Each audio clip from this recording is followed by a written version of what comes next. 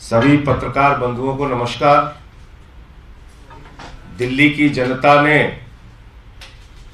अरविंद केजरीवाल जी के दिल्ली सरकार के कामों को देखते हुए एमसीडी के चुनाव में एक बड़े सपने और उम्मीद के साथ दिल्ली को एक साफ सुथरा शहर बनाने की उम्मीद के साथ, जन आकांक्षाओं को पूरा करने की उम्मीद के साथ केजरीवाल जी को एमसीडी में भारी समर्थन के साथ जिताया। आम आदमी पार्टी को भारी समर्थन के साथ जिताया। और आपने देखा होगा कि किस तरीके से तमाम जद्दोजहद के बाद, तमाम कोशिशों के बाद भी भारतीय जनता पार्टी अपने साजिशों में, अपने प्रयासों में सफल नहीं हो पाई जो मेयर के चुनाव में करना चाहती थी। और डॉक्टर सेली ओबराय जी, हमारे साथी आले मोहम्मद इकबाल साहब, इन दोनों ने मेयर का चुनाव जीता, अच्छे मतों से जीता, अच्छे ढंग से काम किया जितना भी समय इन लोगों को मिला। 26 तारीख को फिर से मेयर और डिप्टी मेयर का चुनाव होना है।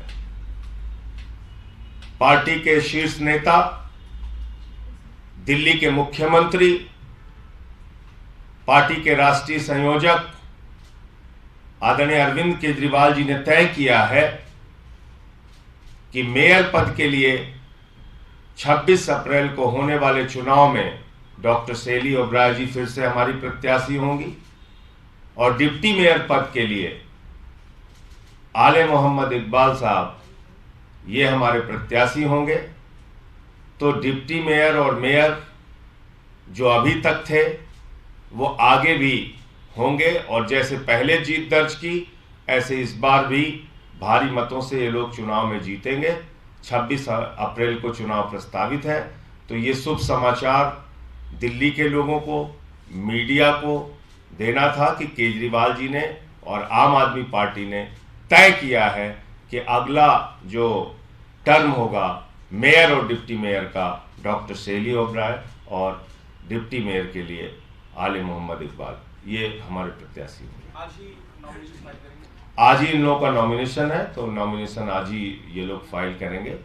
और जैसा मैंने आपको कहा कि बहुत अच्छे ढंग से इन लोगों ने सीमित समय में अपना काम करके दिखाया है, अपनी योग्यता का परिचय दिया है और दिल्ली वालों की बहुत थोड़े समय में ही जो सेवा कर सकते थे इन्होंने किया है। इसी के आधार पर केजरीवाल जी ने और पार्टी ने तय किया है कि ये लोग फिर से हमारे मेयर डिप्टी मेयर के प्रत्याशी होंगे। क्या लगता है बीजेपी पे जिस तरह के आरोप पिछली बार आपने लगाए थे, जो हमने देखा सदन के भीतर, उस तरह की स्थिति पर आप क्या कहेंगे? देखिए, बीजेपी एक ऐसी पार्टी है, वो इस देश के लोकतंत्र को हर स्तर पे खत्म करना चाहती है। यानी अगर गांव की प्रधानी भी ये लोग हार जाए तो उसमें कोई भी कोशिश करते हैं कि कैसे हम इस सीट पे अपना कब्जा करें।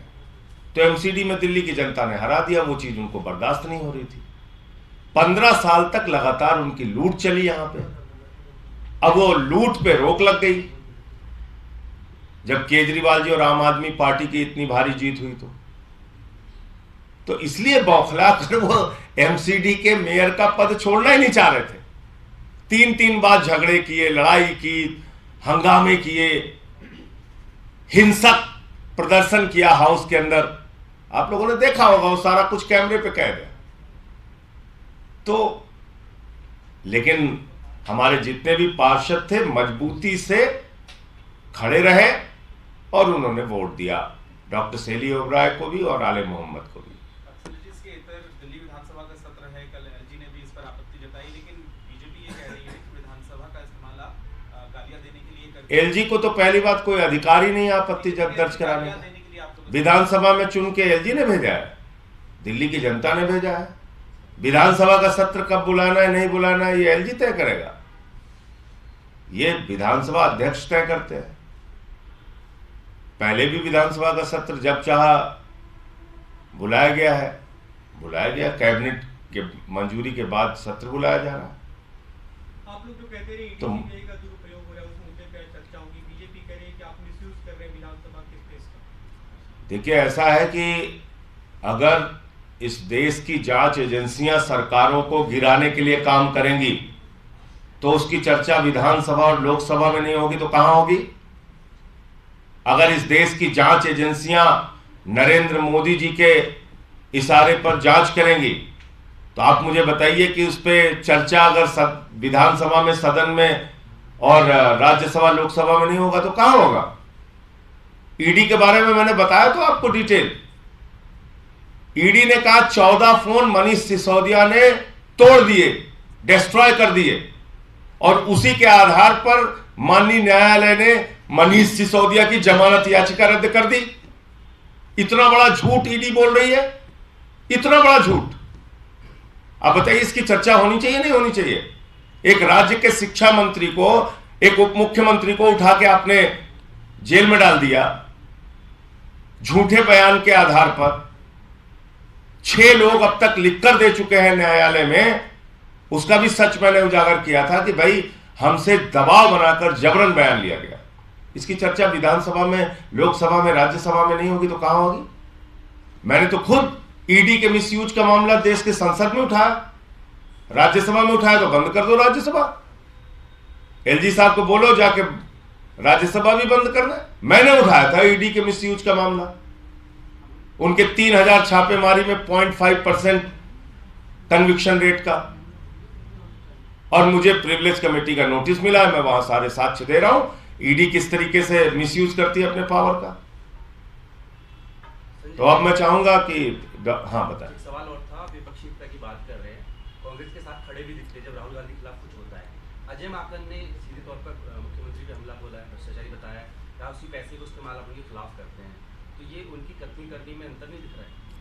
देखिए, एक तरफ कांग्रेस के अध्यक्ष खड़गे जी अपना समर्थन देते हैं फोन करके अरविंद केजरीवाल जी को, दूसरी तरफ उनके पार्टी के नेता अजय माकन लेख लिख रहे हैं। तो कांग्रेस पार्टी आपस में संवाद नहीं करती या बातचीत नहीं करती या इतनी कंफ्यूज है, या क्यों ये जानबूझ के कर रहे हैं? अजय माकन का बीजेपी से क्या रिश्ता है, बीजेपी से उनकी क्या साठगांठ हुई है, ये तो वही बता सकते हैं। जब उनकी पार्टी का राष्ट्रीय अध्यक्ष अरविंद केजरीवाल जी को समर्थन दे रहे हैं, तो वो अगर अरविंद केजरीवाल के खिलाफ लिख रहे हैं, आम आदमी पार्टी के खिलाफ लिख रहे हैं, तो निश्चित रूप से बीजेपी से कोई साठगांठ हुई होगी उनकी। एक छोटा सवाल और है। एक और सवाल है, मल्लिकार्जुन खड़गे ने पीएम मोदी को चिट्ठी लिखी है जातिगत जनगणना को लेकर। कल ही कर्नाटक में एक सभा में राहुल गांधी ने कहा कि 2011 में जो कास्ट सेंसस हुआ था उसके आंकड़े जारी किए जाए। देखिए, जाति जनगणना होनी चाहिए, पूरे देश में सारे विपक्षी पार्टियों की मांग है। बिहार में नीतीश जी और तेजस्वी जी मांग कर रहे हैं, स्टालिन जी तमिलनाडु में मांग कर रहे हैं, जाति जनगणना होनी चाहिए। उससे भाग क्यों रहे हैं लोग? क्योंकि मैं बता रहा हूं ना आपको, मैं तो बार बार इस बात को कहता हूं, ये वो पार्टी है जिसकी मातृ संस्था आरएसएस ने 97 वर्षों में एक भी दलित और पिछड़ा वर्ग का अपना प्रमुख नहीं बनाया। 97 ईयर्स की हिस्ट्री में, 97 वर्षों के इतिहास में एक भी दलित और पिछड़ा आरएसएस का प्रमुख नहीं है। तो जिसकी मातृ संस्था ही दलितों और पिछड़ों को सम्मान नहीं देती है, उनकी एंट्री बैन है, वो जाति जनगणना कैसे कराएंगे?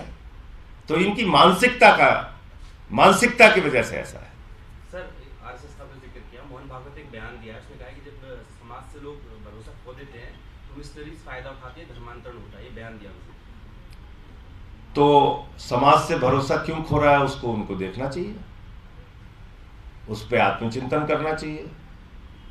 समाज भरोसा क्यों खो रहा है, क्या कारण है उसके? डॉक्टर सैली ओबराय जी और आले मोहम्मद जी भी अपनी बात रखें।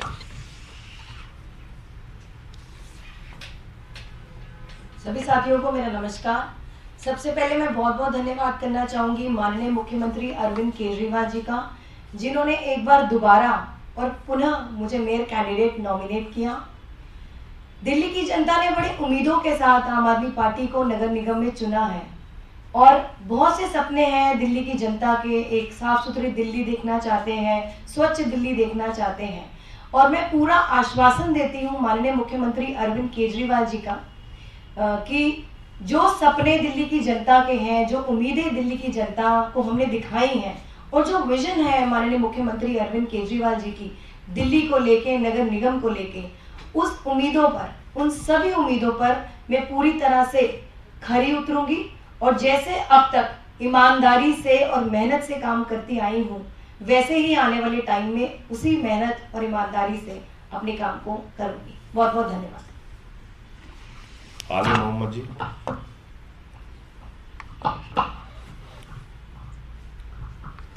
साथियों, सबसे पहले आप अपने दिल्ली के मुख्यमंत्री आदरणीय अरविंद केजरीवाल जी का दिल की गहराइयों से धन्यवाद करता हूं कि फिर से मुझको और शैली ओबराय जी को फिर से एक मौका दिया, दिल्ली नगर निगम का इस एक अहम जिम्मेदारी हमको दी। बड़े भाई और हमारे राज्यसभा सांसद संजय सिंह साहब का धन्यवाद। दिल्ली की जनता ने जो हमको एक मजबूत मैंडेट दिया है नगर निगम के अंदर, जैसे उसने दिल्ली सरकार के अंदर विधानसभा में दिया, ऐसे ही एमसीडी के अंदर हमको एक मजबूत मैंडेट दिया है। जो केजरीवाल साहब ने 10 गारंटीज हमको दी हैं, हमने उस तकरीबन इस 40 दिन के अंदर जो हमको मिले, लगभग 40 दिन, इसके अंदर उसको एक मजबूती के साथ एक रोड मैप तैयार करा है। हम दिल्ली की जनता को एक ऐसी राजधानी बना के देंगे, चाहे उसमें दिल्ली सरकार हो और दिल्ली नगर निगम हो, कि जिसके चर्चा पूरी दुनिया के अंदर होंगे। और दिल्ली नगर निगम को एक नंबर 1 नगर निगम अरविंद केजरीवाल जी के नेतृत्व के अंदर बनाने का हम काम कर रहे हैं। प्रयास के साथ साथ मजबूती के साथ हमने रोड मैप बनाया है। आने वाले पूरे 1 साल बाद हम आपके साथ इसी प्रेस कॉन्फ्रेंस में बैठ के दिल्ली की जनता को भी बताएंगे, आपको भी दिखाएंगे कि जो काम पिछले 15 साल नहीं हुए, वो आम आदमी पार्टी के अंदर अरविंद केजरीवाल जी के नेतृत्व के अंदर हम लोग एक साल के अंदर, आने वाले 1 साल के अंदर उन 10 गारंटीज को लेके गली गली कूचे कूचे दिल्ली के 250 वार्डों के अंदर काम करने की हम तैयारी कर रहे हैं। मैं इसी के साथ साथ अपनी पार्टी का और शीर्ष नेतृत्व का माननीय मुख्यमंत्री अरविंद केजरीवाल जी का दिल से धन्यवाद करता हूँ। धन्यवाद। हाँ,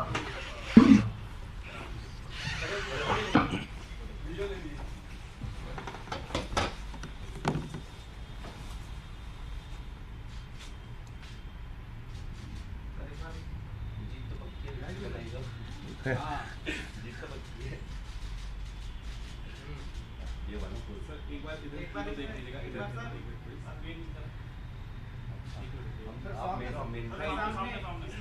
सामने भी देख लीजिए। Thank you sir. सर इधर एक बार देख लीजिएगा प्लीज। अरे सर प्लीज फोटो तो काम आएगी।